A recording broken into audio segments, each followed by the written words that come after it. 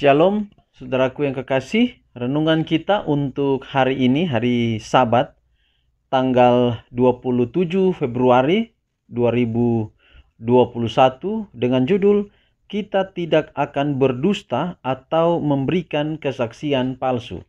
Kita tidak akan berdusta atau memberikan kesaksian palsu. Dan ayat inti Keluaran 20 ayat 16, ini adalah hukum yang ke-9. Ini hukum yang ke-9, jangan mengucapkan saksi dusta tentang sesamamu. Jangan mengucapkan saksi dusta tentang sesamamu. Hukum yang ke-9 menuntut dari kita suatu penghargaan yang tidak dapat diganggu-gugat bagi kebenaran yang tepat di dalam segala pernyataan, oleh mana tabiat sesama kita manusia mungkin akan dinodai.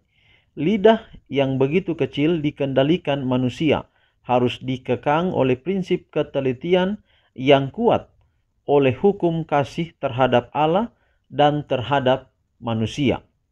Perkataan bohong dalam segala hal, setiap usaha atau maksud hendak menipu sesama kita tercakup dalam hukum ini. Suatu maksud hendak menipu itulah yang merupakan dusta. Oleh lirikan mata, gerakan tangan, ekspresi wajah, suatu dusta bisa diadakan secara mantap, sama seperti oleh perkataan.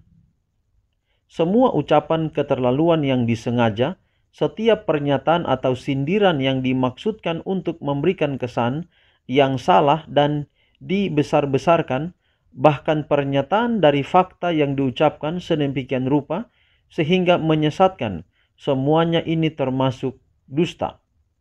Hukum ini melarang segala usaha untuk merugikan nama baik sesama manusia oleh penyajian yang salah atau sangka-sangka jahat, oleh laporan palsu atau membawa berita yang tidak benar. Bahkan menyembunyikan kebenaran dengan sengaja yang olehnya mengakibatkan orang lain akan dirugikan adalah pelanggaran hukum yang ke-9. Yesus mengajarkan bahwa kebenaran yang tepat haruslah menjadi undang-undang pembicaraan. Jika ya, hendaklah kamu katakan ya. Jika tidak, hendaklah kamu katakan tidak. Perkataan ini menyalahkan semua ungkapan serta seruan yang tidak berarti dan penjelasan-penjelasan yang mendekati kepada perkataan sia-sia. Mengutuk ucapan-ucapan penipuan, penghindaran kebenaran, ungkapan yang menyanjung, membesar-besarkan, penyajian yang tidak benar dalam perdagangan yang sedang berlaku dalam masyarakat dan dalam dunia usaha. Kata-kata ini mengajarkan bahwa tidak seorang pun boleh berupaya tampil menyelubungi keadaannya yang sebenarnya, atau yang perkataannya tidak menyampaikan perasaan hatinya yang sebenarnya. Dapat dikatakan berkata yang benar. Segala sesuatu yang dilakukan oleh orang-orang Kristen haruslah jelas seperti sinar matahari. Kebenaran berasal dari Allah. Penipuan dalam segala bentuknya yang sangat banyak berasal dari iblis. Kita tidak dapat membicarakan kebenaran kecuali pikiran kita selalu dituntun oleh Dia yang adalah kebenaran. Jadi saudara, hukum yang ke-9 mengajarkan kita untuk jangan berdusta. Ini bagian dari kebenaran yang perlu ada dalam diri kita. Kita tidak boleh ikut si raja penipu. Raja penipu yang mulai dari Taman Eden, dia telah menipu Adam dan Hawa. Dia berkata kepada Hawa bahwa pohon yang dilarang boleh makan, dan pohon yang disuruh makan buahnya ini, itu tidak boleh. Inilah penipuan yang setan lancarkan kepada Hawa ketika ada di Taman Eden. Dan itulah tabiatnya. Dan jika kita menipu teman kita dalam bisnis, kita menipu, maka kita memiliki karakter sama dengan raja penipu itu. Itulah sebabnya ini perlu hati-hati. Kita mungkin anggap biasa.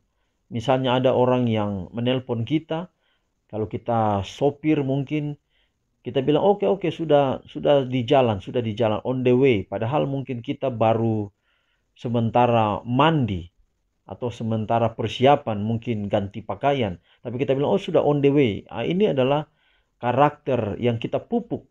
Dan ini harus kita robah. Karena kalau kita latih hal-hal kecil dengan sifat menipu ini, maka kita anggap hal-hal yang besar, nanti lebih besar lagi kita buat, kita tidak anggap itu sebuah masalah. Padahal itu adalah sebuah dosa atau kebiasaan karakter yang kita pupuk. Itulah sebabnya melalui renungan kita pagi ini, mari kita berubah, kita hindari hal-hal yang sepele, mungkin kata-kata kita yang kita harus teliti, kita harus periksa kembali apa yang sudah kita sampaikan dalam bentuk kalimat, dalam bentuk kata, sehingga ada yang kurang, perbaiki untuk berikut. Apa yang kita bicarakan harus sudah kita pikirkan. Tuhan memberkati kita dalam renungan kita pagi ini. Baik saudara, boleh silakan berdoa dengan keluarga masing-masing. Biarlah kiranya Tuhan akan memberkati kita. Ada usulan doa dari Ibu Esther Afasedanya juga, sehubungan dengan ibu yang ada di luar negeri yang mengusulkan doa. Bisa diusulkan, silakan. Lalu kemudian doakan dalam doa pribadi saudara-saudara. Dan Tuhan memberkati kita untuk saudara-saudara yang sudah selalu mengikuti renungan yang saya bagikan lewat channel ini. Tuhan kiranya berkati saudara. Adalah doa dan harapan kita di pagi hari ini. Tuhan memberkati kita. Shalom.